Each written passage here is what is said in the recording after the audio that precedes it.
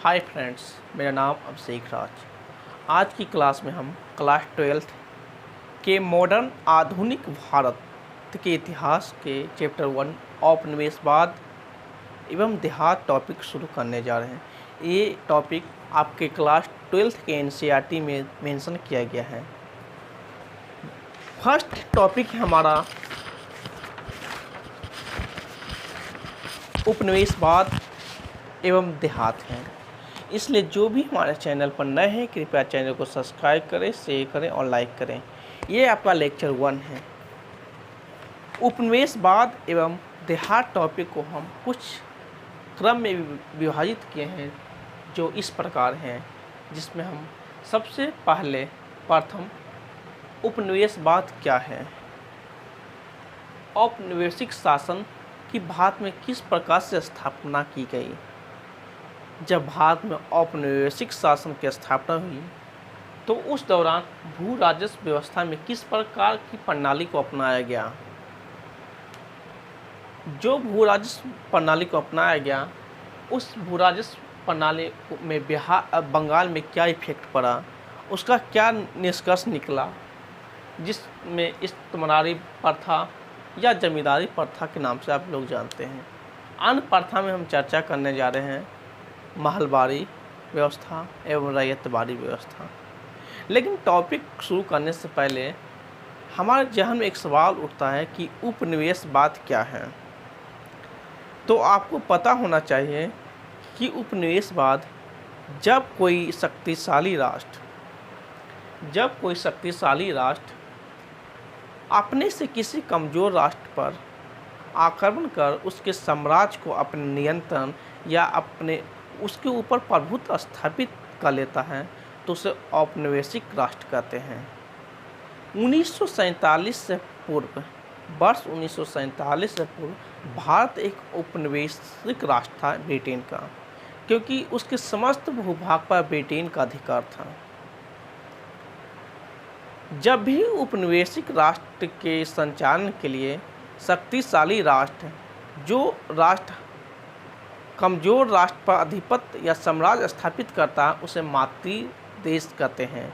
जैसे भारत पर ब्रिटेन का अधिकार था, भारत ब्रिटेन का औपनिवेशिक राष्ट्र था, तो ब्रिटेन को मातृ देश कहा जाता है। इसी प्रकार औपनिवेशिक राष्ट्र पर मातृ देश द्वारा उसके प्रशासन के संचालन के लिए जो भी नियम कानून व्यवस्था, आर्थिक व्यवस्था, जो भी प्रशासनिक संरचना की विकसित किया जाता है, उन्हीं व्यवस्था को हम उपनिवेशवाद कहते हैं। उपनिवेशवाद में मातृ देश अपने हितों की पूर्ति के लिए उपनिवेशिक राष्ट्र के साथ उसका आर्थिक, व्यापारिक, सामाजिक, सांस्कृतिक शोषण करता है। भारत में उपनिवेशवाद का शुरुआत 1757 की प्लासी का युद्ध माना जाता है। 1757 का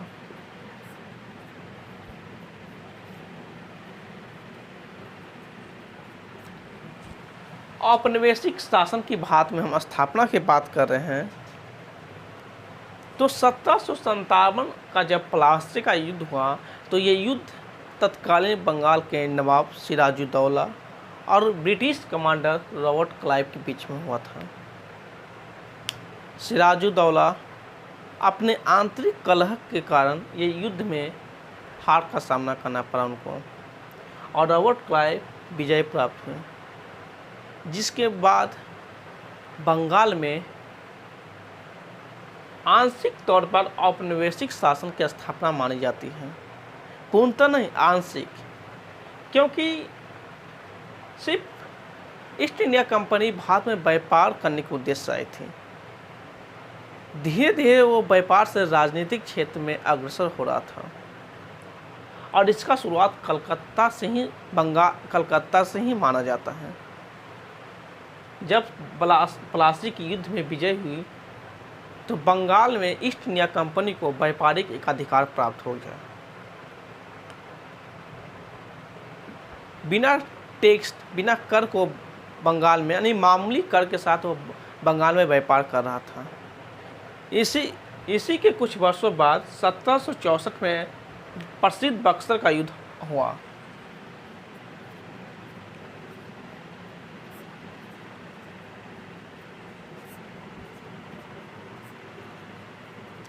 आपको पता होना चाहिए कि बक्सर का युद्ध हमारी ओर से 3 सेना लड़ रही थी, जिसमें अवध का नवाब शुजाउद्दौला थे,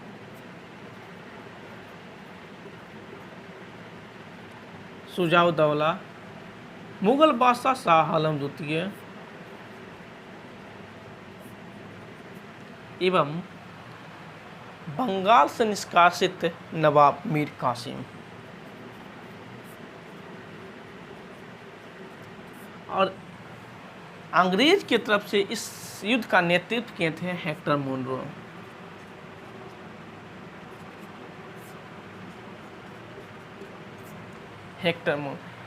इस युद्ध में ब्रिटिश यानी अंग्रेज की विजय हुई और इसी विजय के साथ बंगाल में औपनिवेशिक शासन की स्थापना मानी जाती है, क्योंकि जब इस युद्ध में हेक्टर मुनरो का यानी अंग्रेज का सफलता प्राप्त हुआ तो इसी के एक वर्ष बाद यानी 1765 में इलाहाबाद की संधि होती है।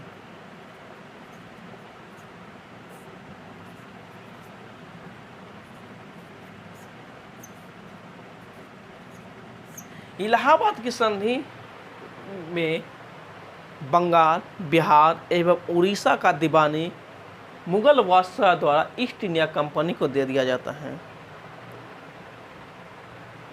बंगाल, बिहार और उड़ीसा का, और इससे जितना भी राजस्व वसूला जाएगा अब डायरेक्ट ईस्ट इंडिया कंपनी का जाएगा। इससे पूर्व इससे फ़ायदा क्या हुआ कि ईस्ट इंडिया कंपनी को भारत में व्यापार करने के लिए ब्रिटेन से पैसा मंगवाना पड़ता था। धन दौलत जो भी आता था उस समय का वो ब्रिटेन से मंगवाना पड़ता था। अब जब इलाहाबाद की संधि हुई 1765 में तो यही का राजस्व वसूल कर ईस्ट इंडिया कंपनी व्यापार भी करती थी और व्यापार से मुनाफा भी कमाती थी। अब उसे इंग्लैंड से पैसा मंगवाना नहीं पड़ता था। जब 1765 में इलाहाबाद की संधि हुई और बंगाल पर इसका प्रत्यक्ष नियंत्रण स्थापित हो गया तो रॉबर्ट क्लाइव द्वारा बंगाल में द्वैध शासन स्थापित कर दिया गया। द्वैध शासन के जनक माने जाते हैं कार्स। बंगाल में द्वैध शासन के जनक रॉबर्ट क्लाइव को ही माने जाते हैं। ये द्वैध शासन 1765 से लेकर 1772 तक चलता है। द्वैध शासन का अर्थ होता है कि डबल टैक्स आपको भुगतान करना होगा, यानी नवाब के साथ साथ आपको ब्रिटिश यानी ईस्ट इंडिया कंपनी को भी आपको दोहरा इसमें कर लगा दिया गया।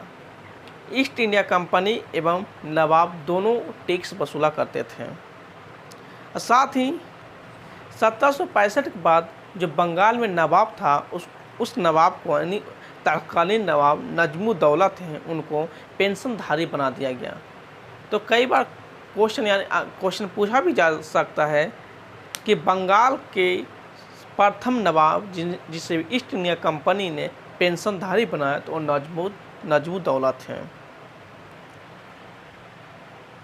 1765 से लेकर 1772 तक द्वैध शासन स्थापित हुआ। इस दौरान बंगाल में खूब लूट खसोट की घटना घटी और इसे बंगाल का अंधकार माना जाता है। 1772 में वॉरेन हेस्टिंग नया गवर्नर बन के आते हैं और वॉरेन हेस्टिंग ही द्वारा बंगाल से द्वैध शासन को हटा दिया जाता है।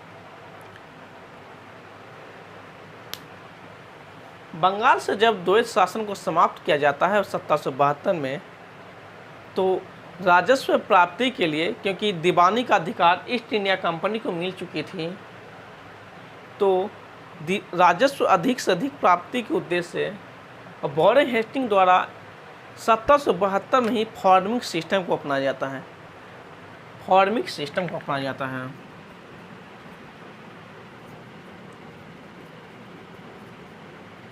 फार्मिंग व्यवस्था कहते हैं जिसे, या ईजेदारी व्यवस्था।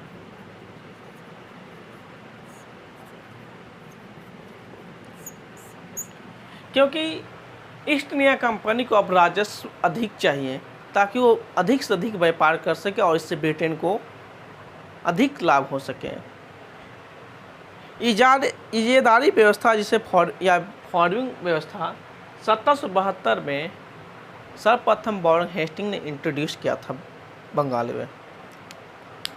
इसमें हुआ क्या कि पूर्व से चली आ रही जो भी टैक्स सरकार को किसानों से वसूल कर सरकार तक पहुंचाया करता था, उस कड़ी को वॉरेन हेस्टिंग ने नज़रअंदाज किया और यहाँ एक व्यवस्था ला दी गई कि जो सबसे ज़्यादा बोली लगाएगा उसे जमींदारी वसूलने का अधिकार दिया जाएगा, यानी कर लगान को वसूलने का अधिकार दिया जाएगा। हम इसमें कहते हैं कि जो जितना ज़्यादा बोली लगाएगा वो उस जागीर यानी उस इलाके का मालिक हुआ, वहाँ से वो टैक्स तहसील कर ईस्ट इंडिया कंपनी को देगा। इसी को ईजेदारी यानी फार्मिंग सिस्टम कहते हैं। लेकिन शुरुआत में इसकी अवधि 5 वर्ष रखी गई थी। 1772 में जब वॉरेन हेस्टिंग इससे शुरुआत करती, ये मात्र 5 वर्ष के लिए थी। इसके परिणाम क्या हुआ कि पूर्व से जो चली आ रही थी जमींदार, जो भी ताल्लुकदार थे, जो भी मुखिया, जो तहसील कर किसानों से तहसील कर ईस्ट इंडिया कंपनी को या नवाब को पहुंचाते थे, यहाँ वॉरेन हेस्टिंग ने उनका नज़रअंदाज किया और इनके जगह पर नए नए जागीरदार, ताल्लुकदार और तहसीलदार का उदय हुआ, जिन्हें कभी भी ये अनुभव नहीं था कि किसानों से किस प्रकार से लगान की वसूली की जाएगी। 1776 तक आते आते ये व्यवस्था पूर्णतः समाप्त होने लगी, क्योंकि जमींदार ऊंची से ऊंची बोली लगाकर जागीर तो प्राप्त कर लिया, लेकिन किसानों से वो किस प्रकार डील कर सके, किस प्रकार समन्वय बना सके, उनके पास ये अनुभव नहीं था। इसी के चलते 1776 में बात करते हैं 1776 में, तो 1776 में वॉरेन हेस्टिंग ने इसे 1 वर्ष कर दिया गया और जितने भी पुराने जमींदार थे उन्हें भी इसमें भाग लेने के लिए मौका दिया कि आप भी भाग लीजिए। 1776 के बाद 1784 में ईस्ट इंडिया एक्ट आता है।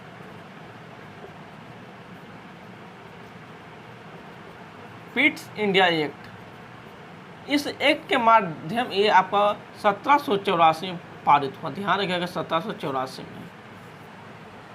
ईस्ट इंडिया एक्ट में ये प्रावधान किया गया कि बंगाल, बिहार और उड़ीसा में जो भी दीवानी का अधिकार है वो ईस्ट इंडिया कंपनी को बरकरार कर दिया, यानी उसको अस्थायी मोहर प्राप्त हो गया। ईस्ट इंडिया कंपनी ब्रिटेन की सरकार द्वारा वैधता प्राप्त हो गया कि इसमें कोई भी परिवर्तन नहीं किया जाएगा। इसी के 2 साल बाद 1786 में नया गवर्नर जनरल बंगाल के बन के आते हैं, लॉर्ड कॉर्नवालिस बन के आते हैं।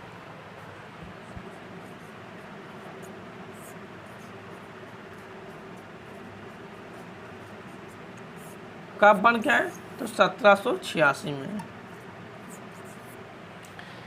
जब 1786 में आए तो इन्होंने देखा कि ईस्ट इंडिया कंपनी की अर्थव्यवस्था खस्ता हाल होने, क्योंकि 1765 में 1764 में जब बक्सर की युद्ध हुई तो उसमें जो कंपनी को नुकसान हुआ, उसके साथ साथ बंगाल में 1770 के दशक में लगातार अकाल की स्थिति देखी जा रही थी। जब अकाल हो गई तो किसान द्वारा पैदावार नहीं होगा और पैदावार नहीं होगा तो ईस्ट इंडिया कंपनी को राजस्व नहीं मिलेगा। इसी के चलते ईस्ट इंडिया कंपनी की जो अर्थव्यवस्था थी वो खस्ता खाल होल था।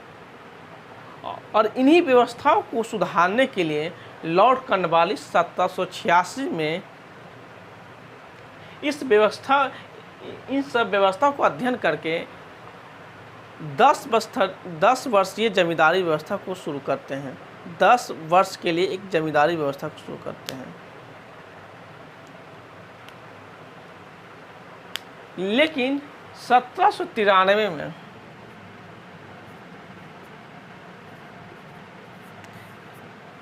इसे अस्थायी कर दिया गया।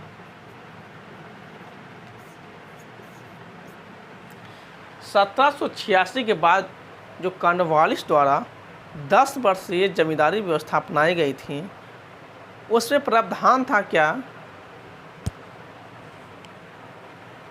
कि जमींदार, यहाँ जमींदार का उल्लेख किया गया कि किसान से, देखिए जमींदारी व्यवस्था कैसे करते हैं। जमींदारी व्यवस्था में किसान से जमींदार यानी गांव के जो जागीर होते हैं, जो गांव के मुखिया होते हैं, वो तहसील कर यानी संग्रह करके ईस्ट इंडिया कंपनी को पहुंचाएंगे। इसमें इसका जो क्रम की बात है,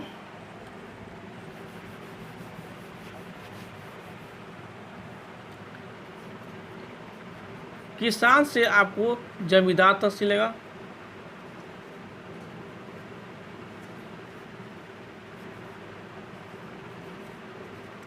और जमींदार से ये जाएगा आपको कहाँ, तो अंग्रेज के पास जाएगा। ये व्यवस्था जमींदारी व्यवस्था के अनुरूप अपनाई गई थी। 1793 में इसे आकर अस्थायी बंदोबस्त कर दिया गया, यानी अस्थायी रूप से इसे परमानेंट कर दिया गया। और कहा गया, इसमें प्रावधान था कि जो सबसे ज़्यादा बोली लगाएगा उसी को जमींदार बनाया जाएगा, सबसे ज़्यादा बोली लगाने वाले को। इसमें से जमींदार किसानों से वसूल, जितना भी राजस्व का वसूल किया जाएगा उसका 10/11 भाग अंग्रेज को देगा और 1/11 भाग अपना पारिश्रमिक, यदि अपना मेहनत के रूप में वो रखेगा जमींदार। किसान से जमींदार जो भी भू राजस्व का वसूल करेगा उसका 10/11 भाग ईस्ट इंडिया कंपनी को देगा और 1/11 भाग अपने पास रखेगा। जमींदारी व्यवस्था को बिहार, बंगाल, उड़ीसा, बनारस और उत्तरी कर्नाटक में अपनाया गया था। ये पूरे भारतीय भूभाग का मात्र 19% पर लागू था। जमींदारी व्यवस्था में जमीन का मालिकाना हक जमींदार को बनाया गया था। उसे ये स्वतंत्र प्राप्त था कि वो जमीन को बेच सकता था, दान दे सकता था एवं उसे किसी प्रकार से उपयोग कर सकता। उसके पास ये स्वतंत्रता थी। उसका पद वंशागुणत था, बशर्ते वो अपने तय सीमा पर जो भी लगान भू राजस्व है वो ईस्ट इंडिया कंपनी के खाते में जमा करवा दिया जाए। 1793 में अस्थायी बंदोबस्त को लागू किया गया। इसी को इस्तेमारी व्यवस्था कहते हैं या जमींदारी व्यवस्था कहते हैं। आज की क्लास में हम यहीं तक रखते हैं। नेक्स्ट लेक्चर में हम बंगाल में किस प्रकार से भू राजस्व व्यवस्था का विकास किया गया एवं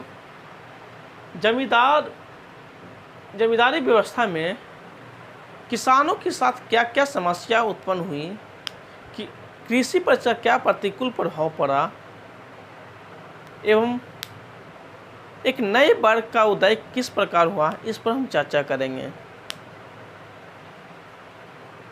आज की वीडियो यहीं तक। जो भी हमारे चैनल पर नए हैं कृपया चैनल को सब्सक्राइब करें, शेयर करें, लाइक करें। Thank you.